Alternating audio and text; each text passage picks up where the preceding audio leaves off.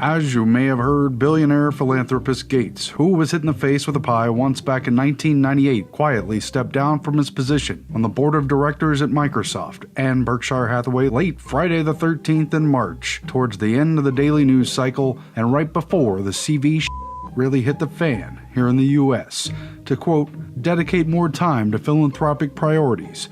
Vaccines and understanding how to make new vaccines, make them in large quantity, that's what we're doing all the time. And vaccines, our foundation and some other governments did work on some new vaccine platforms that are being accelerated here during this epidemic. We're working closely with the vaccine companies to make the vaccines. They're the ones, although it's probably 18 months or so, they're the ones that can really get things back to where we're not worried about large public gatherings. Probably 2 of the vaccines will be the ones we go ahead with. You know, it's so important to get not just hundreds of millions, but literally billions of those vaccines, because this is a global problem.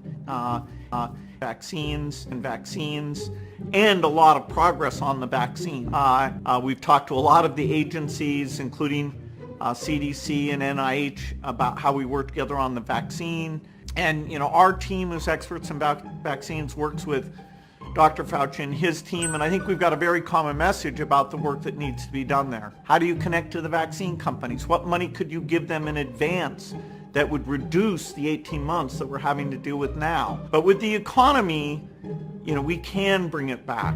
You know, there will be a point where we have the vaccine and we're going completely back to normal. It will probably be years before you get back to where you were before, because of the time, you know, this is a big economic shock, and some things we really will want to be broadly vaccinated before we're not worried about this and it's changing our behavior.